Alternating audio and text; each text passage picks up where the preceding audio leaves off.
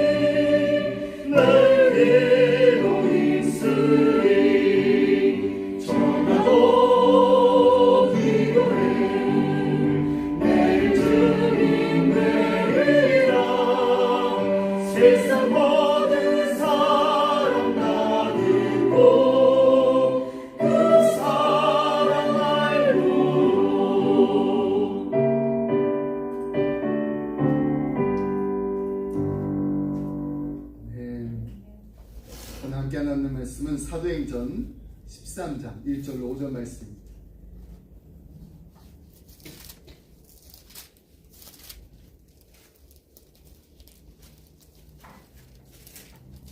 사도행전 13장 1절로 5절 말씀, 우리 말씀 한 절씩 교독하겠습니다.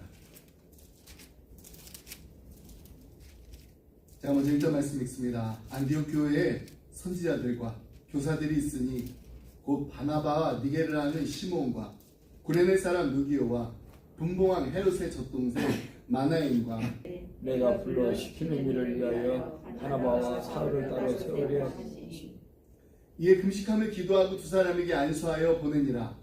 두 사람이 성령의 보내심을 받아 실로에 내려가 거기서 배 타고 그물에 갔어. 우리 함께 있습니다.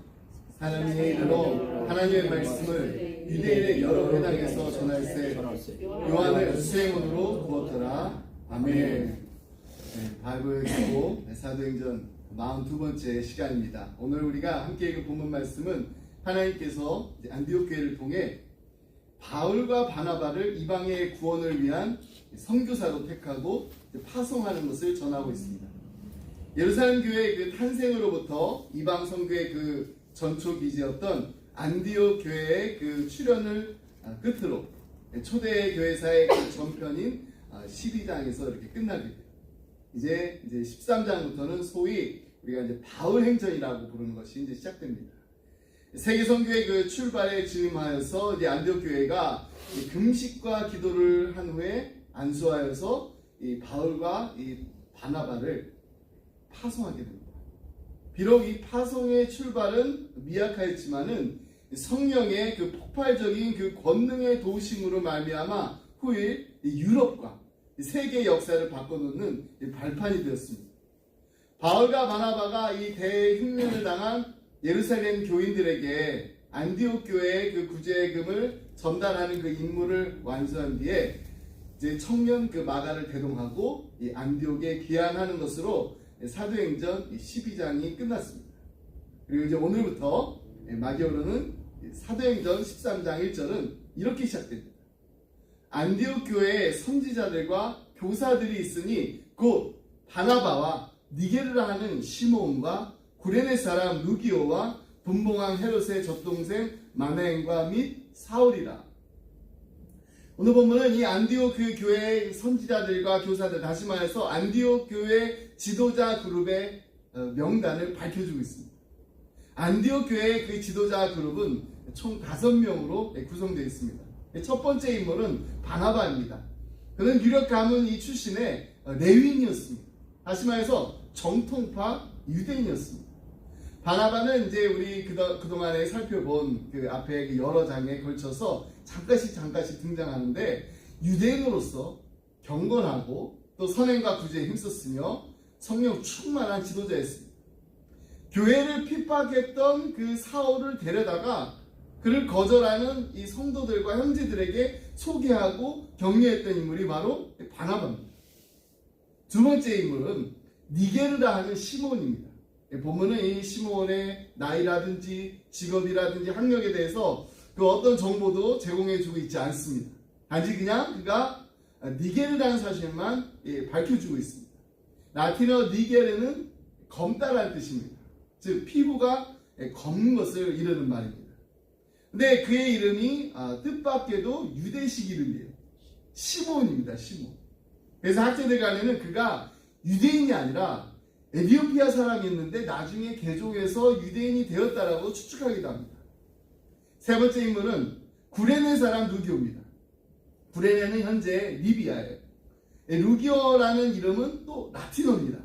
아마도 이 루기오는요 이방인인 것으로 추측이 됩니다. 네 번째 인물은 누군가요? 분봉왕 헤롯 안티파스의 젖동생 마나엔. 우리말로 이렇게 젖동생이라고 했는데 이 젖동생이라고 번역된 이 헬라어는요 한 어머니의 그 젖을 먹고 자란 친형제를 칭하기도 하지만 또 어릴 적부터 이렇게 단짝이 함께 자라온 중마지우를 뜻하기도 합니다. 그러므로 이 마나엔은 아주 고위직 집안 출신이었다는 것을 우리가 또 추측해 볼 수 있습니다. 그리고 이제 안디옥 교회 지도자 그룹의 이제 마지막 인물이 나오는데 바로 사울입니다. 사울은 이 바울, 그가 원래 교회를 짓밟았던 사람입니다. 그리스도인들을 박해했던 초대교회의 대적이었습니다. 이처럼 이 안디옥 교회 이 5명의 그 지도자들 한 사람 한 사람 보게 되면요 달라도 너무나도 다릅니다. 한 자리에 이렇게 앉아가지고 함께 있을 수 없을 정도로 너무나도 서로 다른 이질적인 사람들이었습니다. 그럼에도 그들은 예수 그리스도 안에서 한데 어우러져서 아름다운 교회를 이루었습니다. 여러분 그들 사이에 사랑 없이 과연 그런 일들이 일어날 수 있었을까요? 이게 가능한 일인가요? 그들은 자신들을 사랑하기에 정말로 모든 억압으로부터 자신들을 자유케 해주신 그 예수님의 그 사랑 안에서 서로 사랑함으로써 진정한 사랑의 공동체를 이룰 수가 있었던 것입니다. 그 다음에 그들이 주님의 사랑으로 이웃교회와 또 교회 밖의 사람들은 얼마나 사랑을 했을까요? 그 받은 사랑을 자기들만 간직하고 누리는 것이 아니라 얼마나 또 주위에 있는 사람들이 그 사랑을 많이 나눴을까요? 안디옥 교회가요 대흉년을 당한 예루살렘 교인들을 위해서 힘을 다해 모은 그 구제금을 바울과 바나바를 통해서 예루살렘에 보내기도 했습니다. 사도행전 11장 29절로 30절 말씀. 제자들이 각각 그 힘대로 유대에 사는 형제들에게 부조를 보내기로 작정하고 이를 실행하여 바나바와 사울의 손으로 장로들에게 보내니라. 일반적으로 보면은요, 예루살렘 교회가 모교회잖아요. 지금 안디옥 교회는 지교회입니다. 보통 이렇게 모교회가 지교회를 돕습니다. 근데 지금 이 지교회였던 안디옥 교회가 이 모교회가 지금 어려움을 겪고 있다라고 해서 그걸 돕는데 동참할 정도로 아주 내실이 아주 든든하게 다져진 교회가 바로 안디옥 교회였습니다. 나누기에 힘쓰고 베풀기에 힘썼던 예수님의 사랑이 풍성히 흘러 넘쳤던 교회가 바로 안디옥 교회였던 것입니다. 그렇기 때문에 우리 주님께서 진정한 그 사랑의 공동체였던 이 안디옥 교회를 통로로 삼아서 세상을 살리고 사랑하신 것은 조금도 이상한 일이 아닙니다. 근데 거기에서 끝난 것이 아니라 이제 이 안디옥이라는 이 지역을 넘어서 선교를 하는 교회로 안디옥 교회의 새로운 사명을 감당케 하셨습니다. 2절로 3절 말씀 보겠습니다. 주를 섬겨 금식할 때 성령이 이르시되 내가 불러 시키는 일을 위하여 바나바와 사울을 따로 세우라 하시니 이에 금식하고 기도하고 두 사람에게 안수하여 보내니라. 안디옥 교회는 성령님의 명령에 따라서 이제 바울과 이제 바나바와 바울을 이 선교사로 파송합니다. 다시 말해서 우리 주님께서는 그동안 이제 성장 단계를 이렇게 차곡차곡 해서 잘 건강하게 자란 이 안디옥 교회로 하여금 이제는 나아가서 세계 선교의 그 사명을 담당하게 하셨던 것입니다. 부활하신 주님께서 승천하시기 전에 이 땅에서 남기신 그 마지막 명령이 무엇인가요? 가서 제자 삼으라. 땅 끝까지 이뤄 내 증인이 되라는 것이었습니다. 그러므로 선교는 어느 시대, 어느 곳을 막론하고 모든 교회의 지상 과제입니다. 그러나 우리가 여기서 간과해서 안 될 그 사실이 있습니다. 그것은 우리 주님께서 안디옥 교회로 하여금 처음부터 선교에 나서게 하신 것은 아니었다는 거예요. 여러분 이제 아이가 이렇게 태어납니다. 태어나자마자 막 걷고 뛰는 거 보셨나요? 그렇지 않습니다. 하지만 이렇게 시간이 조금씩 지나면은 자연스럽게 아이는 걷기 시작하고 뛰기 시작합니다. 우리 주님께서도 이 땅에 태동된 이 안디옥 교회가 그 시대의 그 역사 속에 이제 잘 뿌리를 내리고 건강하게 성장하게 됐을 때 그리스도의 그 사랑이 넘치는 아름다운 그 교회를 성장하게 되었을 때 그 과정을 다 거치고 나서 이제 그 다음에 안디옥 교회라 하여금 교회의 지상 과제인 세계 선교의 사명을 감당하게 하셨던 것입니다. 우리 기쁨회계도 마찬가지입니다. 올해로 우리 기쁨회계가 창립한 지 7년이 돼요. 하나님께서 우리에게 주신 비전이 있습니다. 그것은 바로 기쁨이에요. 이번 주 우리 세 가족 이 환영회에서도 우리에게 주신 세 가지 기쁨이 무엇인지 함께 나눴습니다. 첫 번째는 하나님 만난 기쁨입니다.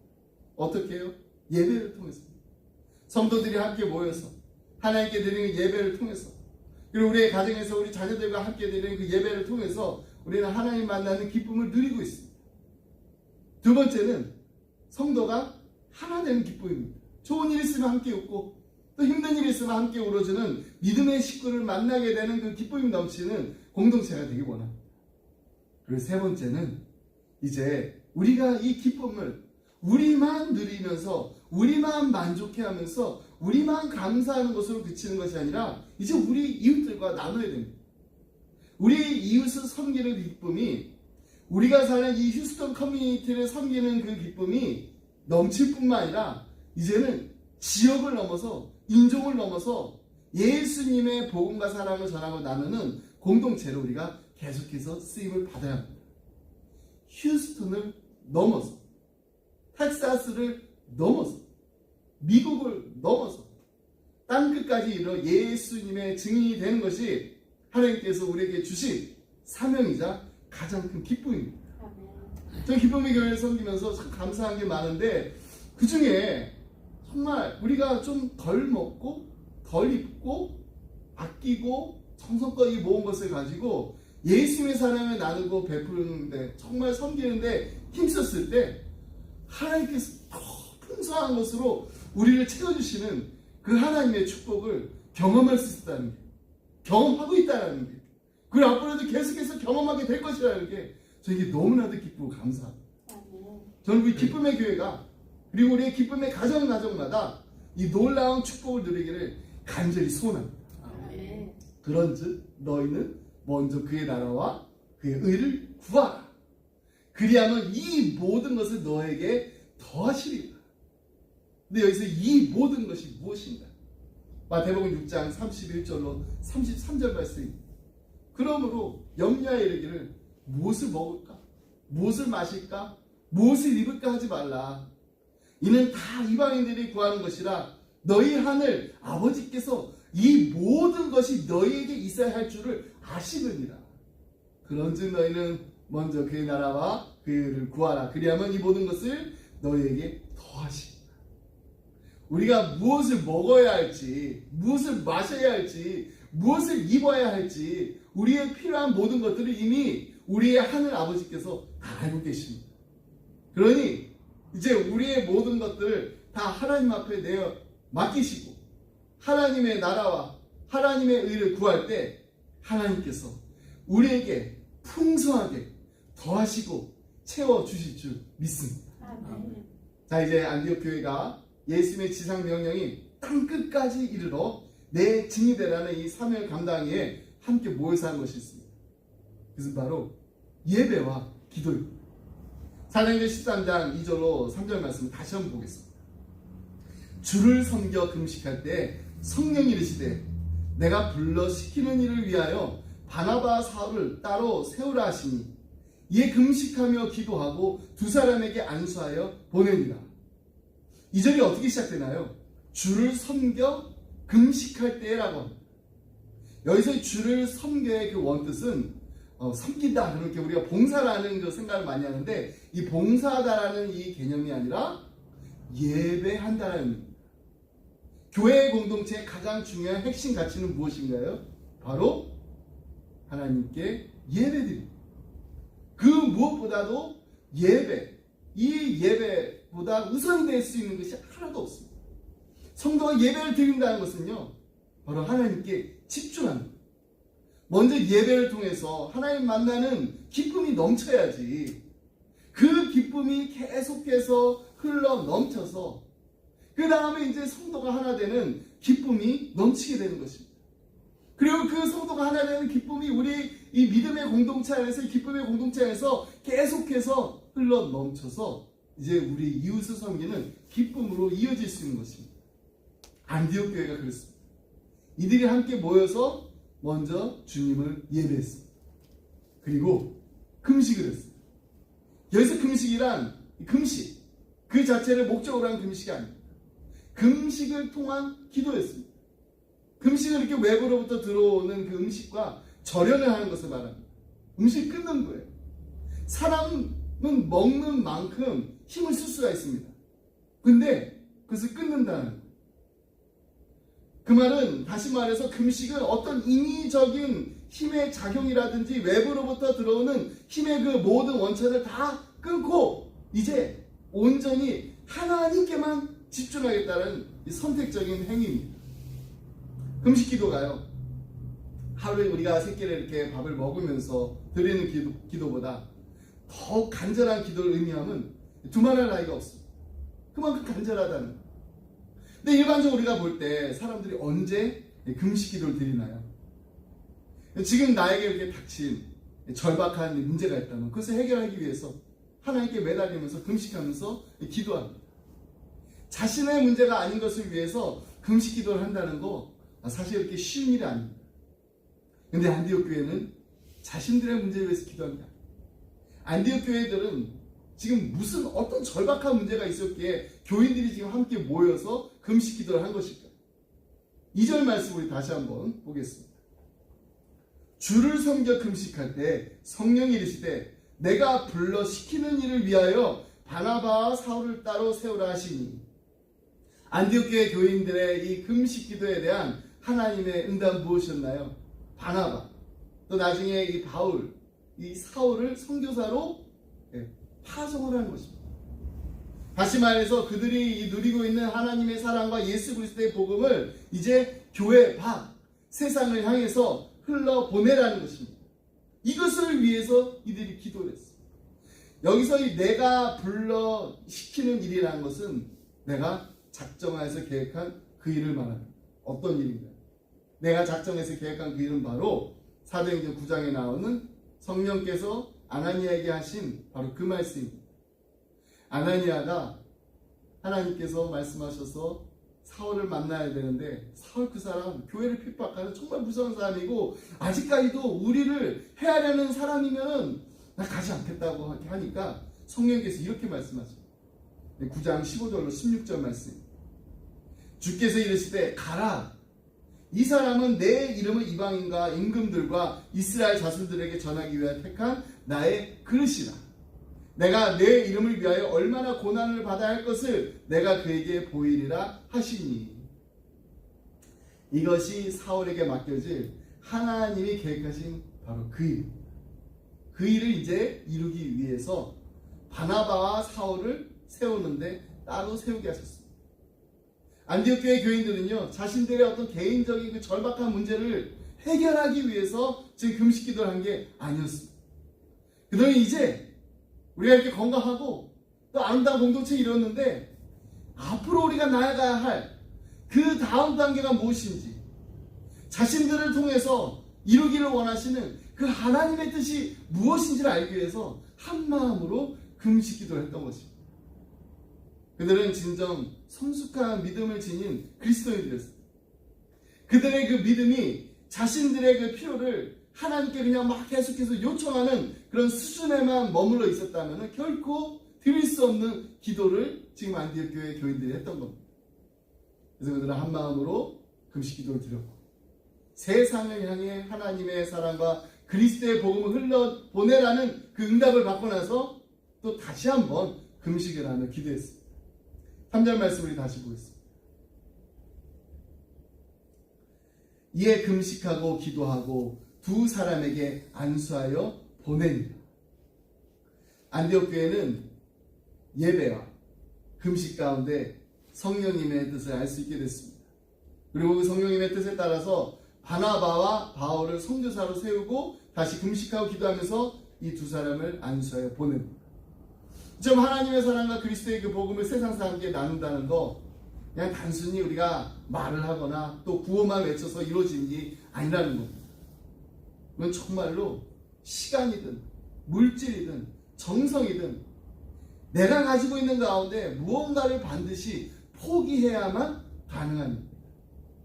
안디옥 교회 교인들에게 있어서 그것은 바로 그들이 정말로 사랑했던 지도자인 바나바와 바울과의 결별을 의미했던 것입니다. 누구나 이렇게 사랑하는 사람과는 정말 가능한 헤어지지 않고 싶습니다.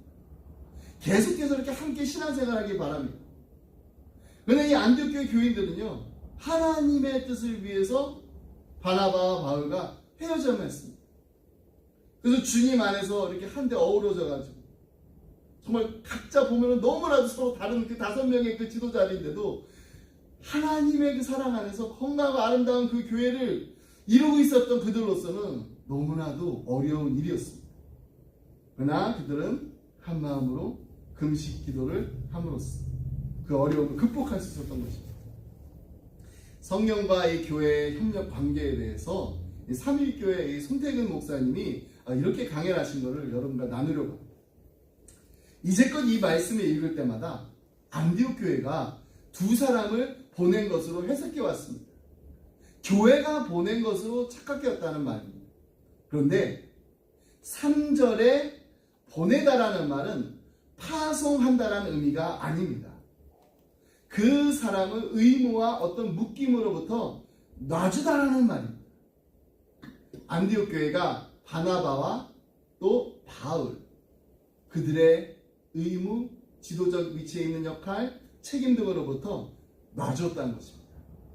만약에 하나님이 저를 따로 세워 불러서 너 어디로 가라고 하시면은 우리 교회는 저를 놓아주고 풀어줘야 합니다. 바로 알아야 합니다. 안디옥 교회가 그들을 파송하는 것이 아니라 그 교회에서 그들이 가지고 있었던 리더십과 역할에서 그들을 놓아주고 풀어주는 것입니다. 계속해서 4절 말씀입니다. 두 사람이 성령의 보내심을 받아 실루기아에 내려가 거기서 배 타고 구브로에 가서. 이 보내심이 바로 파송입니다. 이 단어는 그리스어로 에크펜포, 즉 파송한다라고 할 때 바로 그 단어입니다. 그래서 한 가지 중요한 정리를 하고 넘어가겠습니다. 파송은 성령님께서 하시는 것입니다. 결코 교회가 하는 것이 아닙니다. 그러면 교회가 하는 역할은 무엇입니까? 성령께서 파송하기로 작정하신 그 사람을 놔주는 역할을 하는 것입니다. 이것이 성령과 교회의 중요한 협력관계의 미사입니다. 그렇습니다, 여러분. 우리 그동안 이 교회가 이렇게 파송하는 것으로 알고 있었습니다. 근데 이게 착각이라는 거예요.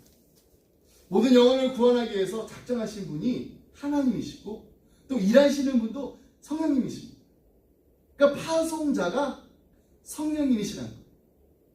그러므로 교회는요, 이 성령님의 이 계획에 무조건 순종하고 협조하여서 성령님께서 보내시려는 그 부분을 교회는 놓아주어야 합니다. 근데 이 개념이 안 되기 때문에 때로는 교회가 이렇게 막 흔들릴 때가 있어요. 막 담임 목회자가 이렇게 바뀌게 되면 막 선교지를 막 다 이렇게 다 끊어버립니다. 어떻게 보면 이렇게 돈을 무기로 삼아가지고 선교를 막 좌지우지하려는 그런 경우도 많은데 그러면 안 된다. 교회는 무엇을 해야 됩니까? 성령님께서 일하시는 것을 민감히 들여다보고 또 그것에 협력하고 또 거기에 순종할 뿐입니다. 이것이 바로 교회가 할 일입니다. 참 바나바 이 바울을 이렇게 따로 세우라는 이 성령 하나님의 그 명령을 받은 이 안디옥 교회 교인들 금식하고 기도한 뒤에 두 사람을 파송할 수 있었습니다. 자신들이 너무너무 사랑했던 리더들 아니에요. 자신들을 신앙으로 이끌어 주었던 이 바나바 바울을 선뜻 이렇게 파송한다는 거 이 쉬운 일이 아닐 것입니다. 바나바, 또 니게르라는 시몬, 구레네 사람 누교, 분봉왕 헤롯의 젖동생 마나에, 그리고 사울과 같이 세상에서는 전혀 어울리지 못할 너무나도 다른 이 5명의 지도자가 생겼던 이 안디옥 교회였습니다. 근데 거기에 핵심 리더였던, 주축이었던 바나바 바울을 지금 떠나 보내야 됩니다. 그렇게 사람들이 예수 그리스도의 사랑 안에서 하나 되는 그 기쁨이 넘치는 공동체를 이루고 있는데 교인들 간의 그 친밀함, 이 결속력은 또 얼마나 강했겠습니까? 교인들 간의 이 결속력이 이 강했던 만큼 어느 날 갑자기 자신들이 사랑하는 이 동역자를 그것도 한 사람도 아닙니다. 2사람씩이나 지금 미지의 곳으로 보낸다는 거 결코 쉬운 일이 아니었을 것입니다. 근데 안디옥 교회가 그걸 해요. 안디옥 교회 교인들이 금식 기도로 그 어려움을 극복했습니다. 일반적으로 사람들은 자신을 도와줄 조력자를 얻기 위해서 기도합니다. 하지만 안디옥 교회 교인들은 이미 그만큼 많이 성장했고 성숙했기 때문에 이제 자신의 그 동역자들을 미지에 있는 누군지도 모르는 그 타인들을 위한 조력자로 보내기 위해서 금식하며 기도했던 것입니다. 그리고 그 과정을 통해서 마침내 그들은 성령 하나님의 명령에 순종하고 바나바와 바울을 보낼 힘과 용기를 얻고 그것을 실행할 수 있었습니다. 자, 근데 여기서 한 가지 더 우리에게 도전을 주는 말씀이 나옵니다. 저 이 말씀 읽고 너무너무 많이 도전을 받았어요. 바로 4절과 5절 말씀입니다. 2사람이 성령의 보내심을 받아 실루기아에 내려가 거기서 배 타고 구브로에 가서 살람에 이르러 하나님의 말씀을 유대인의 여러 회당에서 전할세 요한을 수행원으로 두었더라. 실루기아라는 이제 항구에서 이 성령의 파송을 받은 2사람이 배를 타고 구브로로 갑니다. 바나바의 고향이 바로 구브로입니다. 고향인 구브로에 도착해가지고 유대인들의 그 회당에 들어가가지고 거기서 먼저 복음을 전했습니다. 헬라인들이나 이방인들을 먼저 찾아갔던 것이 아닙니다. 아직도 무지한 가운데 영적 눈이 열려있지 못해가지고 복음을 알지 못하고 생명의 예수 그리스도를 알지 못하는 고향 사람들, 그 사람들의 회당 안에 들어가지고 복음을 증언했다는 겁니다. 그렇습니다. 예나 지금이나 제일 먼저 복음을 증언해야 할 대상은 바로 가족이라는 거예요. 먼저 내 가족이 전도 대상이 돼요. 예수님께서 땅 끝까지 이르러 내 증이 되라 하실 때 어디부터요? 예루살렘부터. 온 유대야 사마리아 조금씩 나가잖아요. 복음의 그 역사의 진행이 예루살렘을 지나서 가이사라에 있는 고넬료의 그 백부장의 그 집에서, 그리고 이제 이방 선교의 그 선교지 센터가 된 이 안디옥에까지 이르게 됐습니다. 이것이 순서입니다. 우리 지금부터 우리 주변을 살펴보면서 우리의 주변에 나의 행동 반경 안에 있는 사람들에게 복음을 전해야 되고, 또 이들을 우리 하나님 아버지의 품으로 초청해야 될 책임이 있습니다. 가장 가까운 이웃인 우리의 가족들부터 시작해가지고 우리의 친척들, 우리의 친구들, 우리의 지인들에게 이 복음을 전해야 됩니다. 근데 그게 우리가 마음 먹은 만큼 쉽지가 않습니다. 여러분, 전도가 가장 쉬웠어요, 이런 말 들어보신 적 있으세요? 전도 하나도 어렵지 않아요. 이런 말 들으면은요, 난 왜 이렇게 전도하기 힘들까? 좀 상실감에 빠질 수가 있습니다. 나도 저 사람처럼 이렇게 정말 전도가 쉬웠으면 좋겠고, 전도 이렇게 어렵지 않은데 하나도 열심히 했으면 좋겠는데. 그래서 말씀을 준비하다가 이 가족 전도, 가족과 가까운 친구들에게 복음을 전하는 방법이라는 책을 접하게 됐습니다. 제가 책을 다 읽지 못했어요. 근데 거기에 있는 그 요약된 그 내용을 여러분과 나누겠습니다. 이 책의 저자는요, 랜디 뉴먼이에요.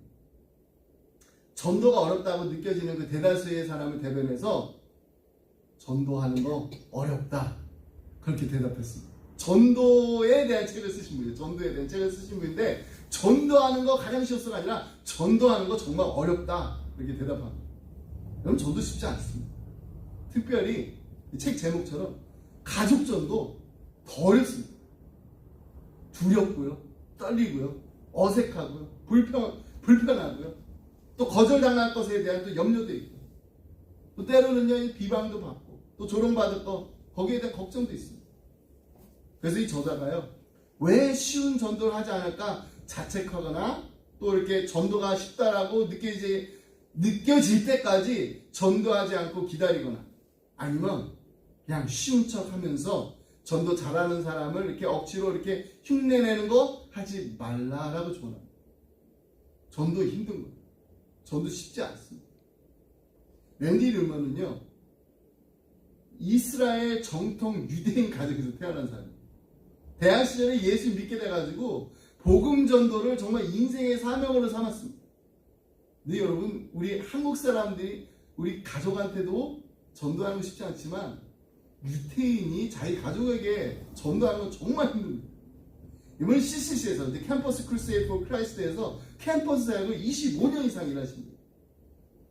그러니까 이분이 이 전도에 대해서 정말로 너무 많은 경험이 있으신데, 너무 많은 사람들이 너무 이렇게 성급하게 복음을 막 전달하려고, 막 복음 전달 기술만 배우려고 이런 거 하지 말라라는 거예요. 복음의 풍성한 그 진리의 그 젖은 삶으로 당하지 못하는 그런 전술, 전략 이런 거 가지고는, 그런 전도 방법으로는 가족 전도 결코 성공할 수 없다라고 강조하고 있습니다. 왜냐하면 가족들은 너무나 우리를 잘 알아요. 우리의 약점도 알죠. 우리의 불완전도 알죠. 우리의 또 어두운 과거도 알고요. 우리의 부끄러운 면모를 다 모두 알고 있습니다. 그래서 경주로 치면은 가족 전도는 단거리 경주보다 장거리 경주에 가깝다고. 저는 이 말이 맞다고 생각합니다. 우리는 이 시기에 이 복음의 사실을 가족들에게 때로는요 여러 차례 이렇게 전하고, 또 강요도 하고, 또 지옥에 정말 가지 않도록, 천국에 가도록 만들고 싶어하는 그런 간절한 마음이 있습니다. 하지만 장거리 경주인 이 가족 전도에 더 효과적인 것은 이 랜디 뉴먼의 말대로 복음의 사실뿐만 아니라 분명히 전해야 되거든요. 복음의 선함에 대해서 말하라고 합니다. 이 말은 무슨 말이냐면은, 우리의 정말 믿지 않는 그 가족은 그리스도인으로서 우리가 삶으로 보여주는 은혜로운 그 복음의 선함을 맛볼 때 복음을 자기 자랑이나 어떤 꾸짖음으로 제시하는 게 아니라 놀라운 은혜로 기뻐하면서 제시할 때 그때 더 이 가족들의 마음의 문이 열린다. 그리고 복음을 전하는 우리에게도 이 메시지를 거절할 그 가족들에 대한 이 두려움이 있잖아요. 또 이 그들이 정말 구원받지 못했다라는 어떤 그런 죄책감 같은 것도 있습니다. 거기에서 자유하도록 도와주는 복음의 은혜가 우리에게도 필요하다라고 강조합니다. 그렇습니다. 우리는 그 하나님의 은혜 안에서 아무런 조건 없이 하나님의 자녀가 되었거든요. 이제 그 은혜 안에서 우리가 자유를 얻어가지고 기쁨으로 전달하는 그 복음이 더 우리의 믿지 않는 가족들의 마음의 문을 열 수 있게 한다는 겁니다. 어떻게 보면 우리 그리스도인들이요, 자칫하면 하나님께서 말씀하신 그 절대 진리를 가지고 우리가 확신이 있습니다. 근데 이게 너무 지나쳐가지고 우리 가족들의 주장을 완전히 무시할 때가 있습니다. 그런 태도가 우리 가족들의 마음의 문을 쉽게 닫게 만든다. 그런 경험 우리도 많이 해봤을 거예요. 우리 정말로 믿지 않는 가족들, 그 가족들과 만났을 때 이들이 가지고 있는 생각이 무엇인지 그 생각을 우리가 좀 존중해 가면서, 그런데 그들에게 꼭 필요한 그 진리, 그 진리는 정확하게 말로 설명을 해줘야 됩니다. 그래서 우리가 연습을 훈련해야 됩니다.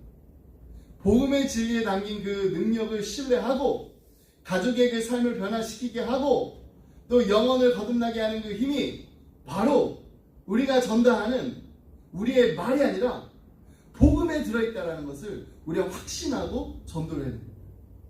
다시 말해서 가족들에게 정말로 어떻게 하면은 이 방법이 잘 맞을까 저 방법이 맞을까 잘 먹히는 그런 방법을 찾는 게 아니라 성경적으로 정확한 진리가 무엇인지를 전달하기 위해서 힘써야 된다. 가족들에게 지금 당장 효과 있는 약보다 참된 치유를 가져오는 약이 필요합니다. 특별히 가족만큼 사랑이 넘치는 관계도 없고요. 또 동시에 이 아이러니하게도 가족만큼 서로에게 상처가 많은 관계도 없습니다. 그렇기 때문에 복음을 전달하는 과정에서 꼭 빠지지 말아야 되는 것, 반드시 있어야 되는 것, 그것이 바로 사랑이라는 것. 사랑이 동반돼야 됩니다. 어떤 대가라든지 어떤 보답을 기대하는 것이 아니라 우리가 하나님께 받은 그 사랑, 복음에서 발견한 그 큰 사랑, 그것을 우리 가족들에게 나누는 것부터 시작하면 됩니다. 때로는요, 상처가 깊은 그 관계에 있는 가족들이 있습니다. 그럴 때 그리스도인인 우리가 먼저 하나님의 사랑을 입었잖아요. 그 사랑으로 베푸는 큰 용서와 관용, 이해와 공감이 믿지 않는 가족을 겸손하게 만들 수 있고 또 하나님의 사랑을 함께 맛보기를 원하는 강렬한 소원을 불러일으키게 합니다. 우리가 그리스도께서 십자가에 통해서 베푸신 그 사랑의 크기 얼마나 큰가요? 그 사랑의 크기를 헤아릴 때 죄인이었던 우리의 그 교만이 다 무너졌습니다. 그리고 우리는 그 사랑 앞에 스스로 종이 되었던 것처럼 이제 이 가족 전도에 가장 큰 무기가 있다는 것은 바로 예수님의 그 십자가의 사랑입니다. 그래서 랜디 빌먼이 결론적으로 TLC를 활용하라고 권면하고 있는데 그 TLC는 바로 이것입니다. T는 time, L은 love, C는 comprehensiveness. 그러니까 영원의 실제 앞에서 가족들에게 정말로 더 많은 시간을 쏟아야 되고 더 많은 사랑을 나눠야 되고 더 많은 이해를 가지고 이들에게 복음을 전해야 된다는 것입니다. 이처럼 가족전도 헌신과 노력과 눈물과 낙심을 계속해서 반복해야 하지만은 사랑하는 가족이 영원한 하나님의 가족이 되는 것만큼 그것만큼 행복하고 그것만큼 가치 있는 일이 또 어디 있을까요? 가족 전도하는 거 쉽지 않습니다. 어떻게 보면 모르는 사람들에게 전도하는 게 더 쉬울 수 있습니다. 가족 전도에 열매 맺는 데는 정말 많은 오랜 시간이 걸립니다. 하지만 초대교회가 예루살렘으로부터 시작해서 땅 끝까지 복음을 전파했던 것처럼 우리의 전도도 이제 우리 가장 가까운 우리 가족과의 관계에서부터 시작해야 되지 않을까요? 어쩌면 우리는 가장 가까이 있기에 더욱 많은 시간이 필요하고 더 많은 사랑을 나눠야 되고 더 많이 이해하기 위해서 노력해야 된다는 걸 우리가 잊고 있지 않습니다. 이제 다시 한번 그리스도의 부르심, 예수님의 증인이 되라는 그 부르심에 충성하여서 우리의 가장 가까이 있는, 그리고 가장 우리가 또 많이 사랑하는, 그리고 앞으로 가장 많이 그리워하고 보고 싶어할 가족들에게 먼저 복음을 전하시기 바랍니다. 세상 끝날까지 우리와 항상 함께 있으라고 약속하신 주님께서 우리를 우리의 가정에, 그리고 우리의 직장에, 그리고 우리의 이웃들에게 파송하셨습니다. 하나님의 사랑과 그리스도의 복음이 풍성히 흘러 넘치는 우리 기쁨의 가정들이 다 되시기를 주님의 이름으로 축복합니다. 아멘. 시간 우리 조용히 우리가 정말로 꼭 예수 그리스도의 복음과 사랑을 전하고 나눠야 될 그 사람의 이름을 불러가면서 기도하겠습니다. 이전에 교회를 다니는 가족들도 있고 아직 한 번도 교회를 다니지 않은 가족도 있습니다. 교회를 다니다가 무언가 상처가 있어가지고 교회를 다니는 그 발걸음을 멈춘 가족들도 있습니다. 우리의 가족 가운데 정말로 예수님 꼭 만나야 되는 그 가족의 이름을 간절하게 불러가면서 하나님 이들을 구원하여 주시옵소서. 이들이 주님 만나게 하여 주시옵소서. 이들이 예수님의 그 십자가의 그 사랑이 얼마나 크고 놀라운지를 알게 하여 주시옵소서. 성령님께서 이들의 마음을 주장하시고 터치하여 주시옵소서. 이들의 닫혀있는 그 마음의 문이 사람의 말로 열지 못합니다. 하나님의 말씀이 이들의 심령에 들어가서 심겨져서 열매를 맺게 해주시옵소서. 하나님 이들이 하나님을 만나서 하나님의 거룩한 자녀가 되게 해주시옵소서. 조용히 간절한 마음으로 그들을 생각하며 이름 불러가며 기도하도록 하겠습니다. 하나님 이 시간에 우리 간절한 마음, 우리 사랑하는 가족들 가운데 아직 아버지 하나님 교회를 다니지만 아직 하나님을 모르는 우리의 가족들이 있습니다. 하나님 이들에게 하나님의 사랑을 먼저 이들이 정말로 하나님을 만날 수 있도록 간절히 기도합니다. 아버지는 정말 하나님 앞에 간절한 마음 부르짖는 그 기도 하나님 응답하여 주시옵소서. 아버지 하나님 정말로 교회를 다니다가 여러 가지 일들로 인해서 상처받고 교회의 아버지 하나님 발걸음을 끊는 우리의 가족들도 있습니다. 아버지 이들을 불쌍히 여겨주시옵소서. 이들을 긍휼히 여겨주시옵소서. 이들이 정말로 하나님을 다시 만나게 해주시옵소서. 하나님의 아버지 품을 정말로 그리워하며 돌아온 탕자처럼 하나님 나를 받아주시옵소서. 그냥 종으로만 받아주셔서 좋겠습니다. 간절한 마음날 아버지들을 정말 하나님의 그 사랑의 따뜻한 품으로 안아주시고 품어주시옵소서. 아버지는 정말로 우리 휴스턴 지역에 우리 이웃들도 아버지는 정말 한국 사람들이 그렇게 많은데도 교회가 이렇게 많이 있는데도 아직 하나님 만나지 못하고 예수님 알지 못하는 많은 사람들이 있습니다. 아버지 이들을 주님께서 아버지를 불러주십시오. 아버지는 정말 이들이 하나님의 힘으로서라 놀라운 구원의 역사를 일으켜 주십시오.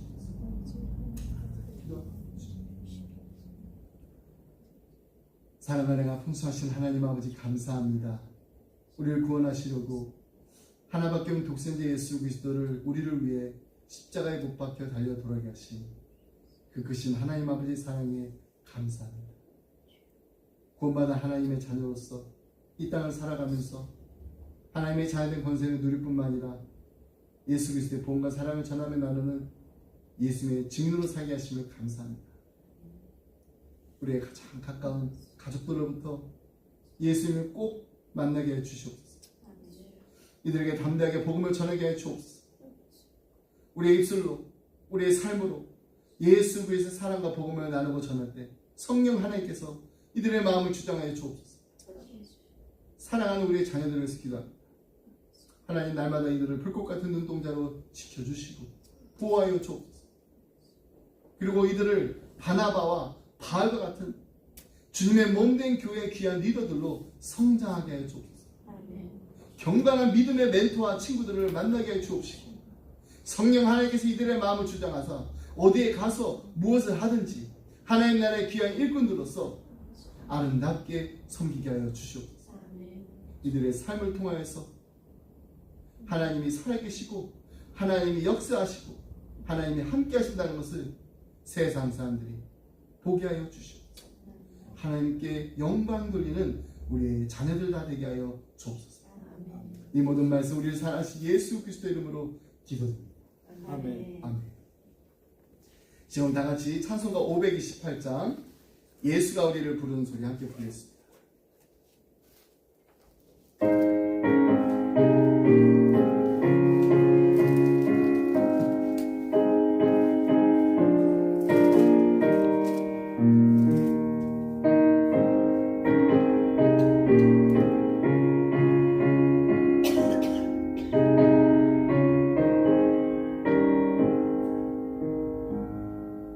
예수가 우리를 부르는 소리 그 음성 부드러워 넌 앞에 나와서 사명을 보며 우리를 기다리네. 오라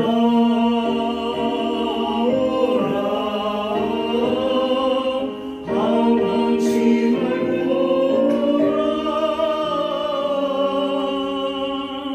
죄 있는 자들아 이리 오라. 주 예수 앞에 오라. 간절히 오라고 부르실 때에 우리는 제재하랴. 주님의 은혜를 왜 아니 받고 못 들은 채 하려나. 오라 오라 방황치 말고 오라. 죄 있는 자들아 이리 오라. 주 예수 앞에 오라.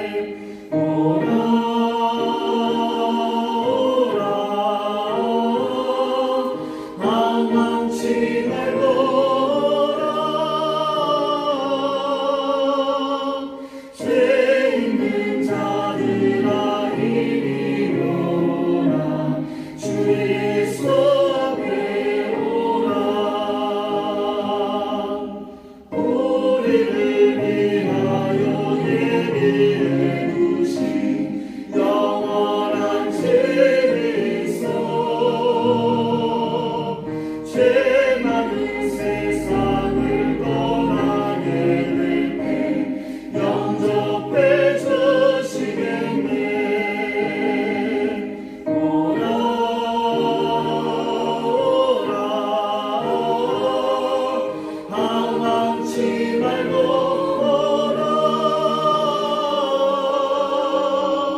죄 있는 자들아 이리오라 주 예수 앞에 오라. 네, 기도하겠습니다. 이제는 우주 예수 그리스도의 은혜와 하나님 아버지의 그 크신 사랑과 성령님의 감동감화 교통하심이 예수님이 우리를 부르는 소리 그 음성 부드러워 문 앞에서 사면을 보며 우리를 기다리네. 하나님, 우리는 구원받은 자로서 이 찬송을 감격에 가득차며 감사하는 마음으로 부를 수 있는데 아직 이 찬양을 입술로 마음으로 드리지 못하고 있는 우리의 가족들이 있습니다. 우리의 이웃들이 있습니다. 이들이 정말 예수님이 부르시는 그 부드러운 음성을 듣게 하여 주시옵소서. 문 앞에서 이들의 마음의 문을 두드리시는 그 예수님, 그 예수님을 우리의 왕으로, 우리 인생의 주인으로 삼고 모셔드릴 수 있는 놀라운 은혜를, 축복을 우리 사랑하는 가족들에게 허락하여 주시옵소서. 간절한 마음을 기도하며 기자를 떠나는 사랑하는 성도들과 가정과 생업이 주님의 몸된 교회이 지금도 영원토록 함께 하시길 간절히 축원하옵나이다. 아멘.